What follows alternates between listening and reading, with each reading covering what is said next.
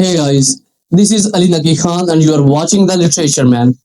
Today we will summarize a fictitious novel, Season of Migration to the North, written by a Sudanese journalist and novelist, Tayyab Saleh, जो कि Arabic language में लिखे गए अपने works की वजह से जाना जाता है. The novel was originally written in 1966 with the Arabic title Mosam ul-Hijra il-Shumal and it was published in the same year. Later on, it was translated into English by Dennis Johnson Davis in 1969. एक post colonial novel जिसे African literature में पढ़ा और पढ़ाया जाता है. It has been translated into more than 30 languages. And yeah, वो country जहाँ ये नॉवल लिखा गया, सूडान, उसी कंट्री में it was banned in 1989 just due to its sexual content. The novel has been written in first person point of narration because novel का narrator खुद novel का एक character है और sometimes ये point of narration shift हो जाता है novel के protagonist की तरफ. The story is set in 1960s in Wad Hamid, a small village in Sudan. So let's summarize this fictitious novel, Season of the Migration to the North.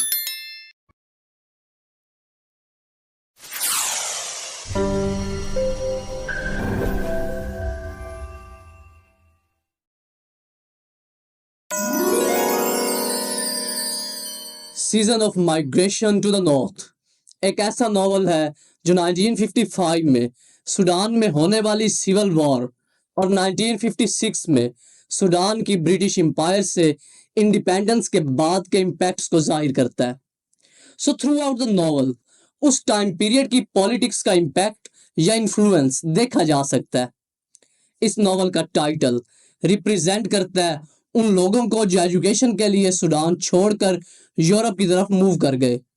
यहाँ तक कि novel का नैरेटर भी अपनी education complete करके recently London से वापस अपने गांव वैद हमीद में लौटा है.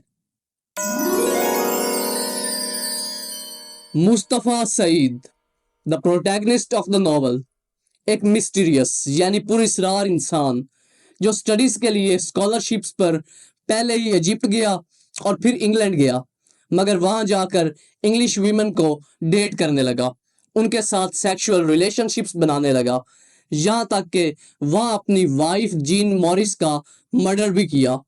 और अब इस सब को ब्रिटिश कॉलोनियलिज्म से लिया गया अपना रिवेंज बताता है.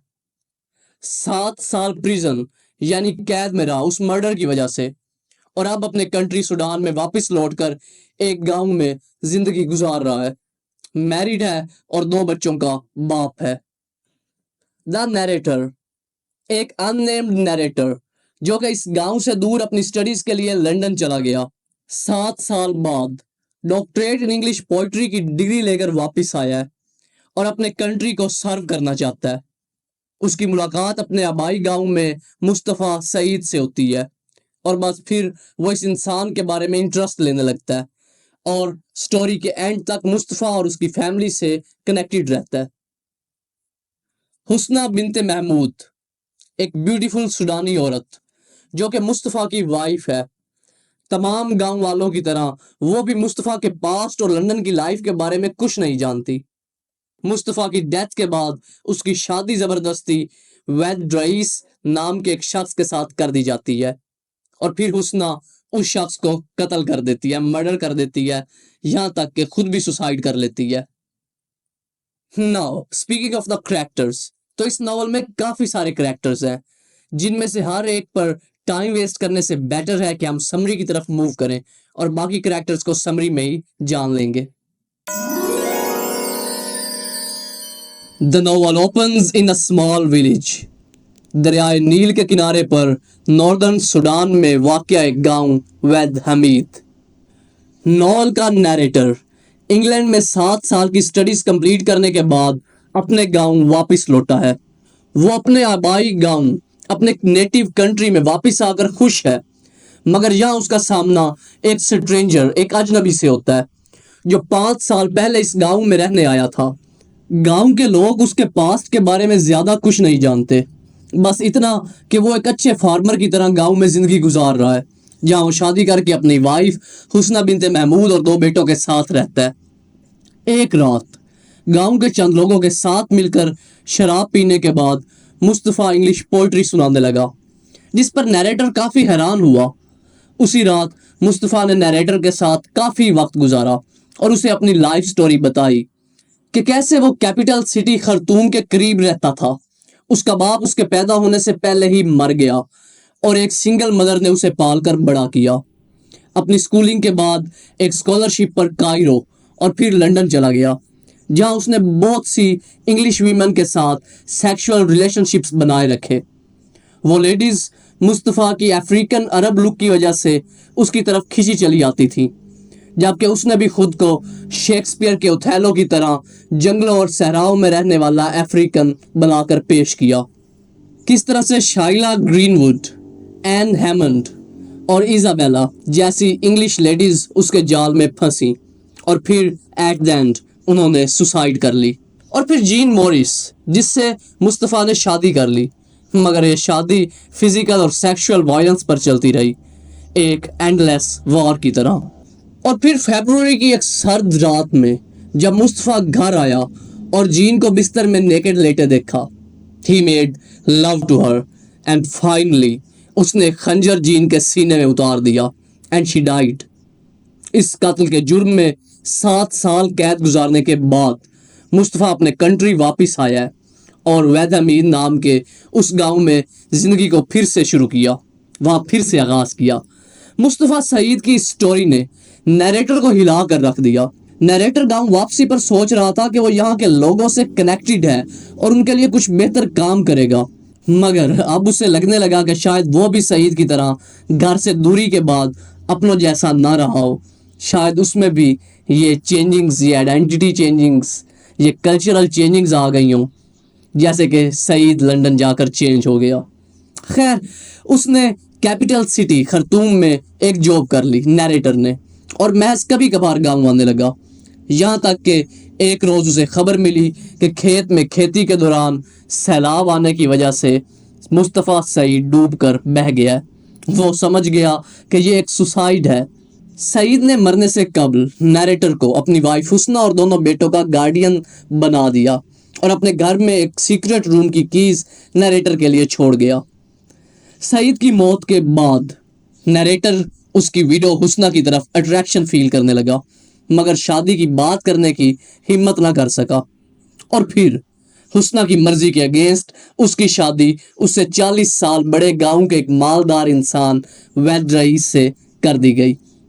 ویڈ رئیس نے شادی کے فوراً بعد زبردستی حسنہ سے سیکس کرنا چاہا، جس پر حسنہ نے اس کو خنجر مار کر قتل کر دیا اور پھر اسی خنجر سے خود بھی سوسائڈ کر لی۔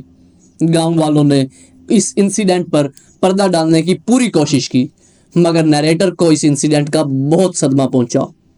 جب وہ گاؤں آیا تو اس نے کیز کی مدد سے سعید کا سیکرٹ روم اوپن کیا اور وہ حیران رہ گیا۔ ایک چھوٹے سے گاؤں کے گھر میں ایک کمرہ جو سعید کی انگلینڈ میں گزاری گئی زندگی کا ایک عکس تھا، اس کی انگلینڈ کی لائف کو ریپریزنٹ کرتا تھا۔ شیلفز پر رکھی گئی انگلش بکس، کمرے میں بنی ہوئی انگلش طرز کی فائر پلیس، انگلش جرنلز اور ڈیفرنٹ لیڈیز کے ساتھ لی گئی فوٹوگرافس۔ نیریٹر نے گھنٹوں وہاں گزارے اور پھر پریشان کن حالت میں صبح سویرے ارلی مارننگ میں وہاں سے نکل کر دریائے نیل پر جا کر خود کو کام کرنے کی کوشش کرنے لگا۔ ایک کنارے سے داخل ہو کر دریا میں دوسرے کنارے کی طرف بڑھنے لگا۔ جیسے جیسے وہ آگے بڑھتا ہے اسے محسوس ہوتا ہے کہ دریا اسے اپنی گہرائیوں میں کھینچ رہا ہے اور وہ خود کو دریا کے حوالے کر دیتا ہے، مگر پھر اچانک سے اسے ریئلائز ہوتا ہے کہ اسے سعید کی طرح سوسائڈ نہیں کرنی، اسے جینا ہے۔ اینڈ دین وہ فل ایفرٹ کے ساتھ کنارے کی طرف تیرنے لگتا ہے اور مدد کے لیے پکارنے لگتا ہے، ہیلپ ہیلپ۔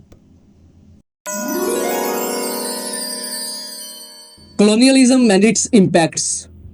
ہم ناول میں دیکھتے ہیں کہ مصطفیٰ سعید انگلینڈ میں رہتے ہوئے انگلش ویمن کے ساتھ غلط کرنے کے بعد اس سب کو برٹش سے لیا گیا اس کا ریونج بولتا ہے، یہاں سے ظاہر ہوتا ہے کہ کلونیلزم کیسے ایک ڈیزیز کی طرح اپنے اثرات لوگوں کے ذہنوں پر ڈالتا ہے اور ان کی زندگیوں پر. Migration and identity.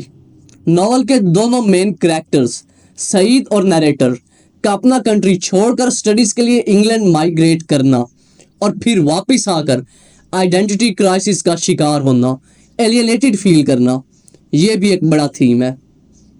Duality of human nature. Novel میں مصطفیٰ سعید کے کریکٹر کی ڈوئل نیچر مطلب دوہرا پن دکھایا گیا ہے. ایک طرف تو وہ انگلینڈ میں لیڈیز کو سیکشل وائلنس کا شکار بناتا رہا, جبکہ دوسری طرف سوڈان میں ایک سمپل فارمر بن کر زندگی گزار رہا ہے. Gender and violence. Novel sexual violence کے ایونٹ سے بھرا پڑا ہے. انگلینڈ میں سعید کے ہاتھوں عورتوں کے ساتھ وائلنس اور پھر ان عورتوں کا سوسائڈ کرنا یا مرڈر کر دیا جانا, اور سوڈان کے گاؤں میں حسنہ کی زبردستی دوسری شادی اور پھر اس کا اپنے ہسبینڈ کو مرڈر کر کے خود سوسائڈ کر لینا اسی وائلنس کو ریپریزنٹ کرتا ہے. نیل ریور. دریائے نیل ریپریزنٹ کرتا ہے نیچرل فورس کو, جہاں جا کر لوگوں کو لائف میں سکون ملتا ہے جیسے کہ نیریٹر کو, اور اگر یہ ریور چاہے تو انہی لوگوں کو اپنے اندر ڈبا کر غرق بھی کر سکتا ہے, ڈسٹروائے بھی کر سکتا ہے جیسے کہ سعید. ٹریز. گاؤں کے باہر موجود ٹریز سمبلائز کرتے ہیں روٹس کو, کہ نیریٹر اور سعید دونوں کی روٹس سوڈان میں ہیں, اپنے کنٹری سے جڑی ہیں. نائفز. ناول میں جگہ جگہ مرڈر کے لیے نائفز کا یوز ہونا وائلنس کا ایک سمبل ہے. سیکرٹ روم. سعید کا سیکرٹ روم اس کے ویسٹرن کلچر کے ساتھ ریلیشن یا لنک کو ریپریزنٹ کرتا ہے. At the end couple of quotes جنہیں آپ ایگزامینیشن پوائنٹ آف ویو سے یوز کر سکتے ہیں.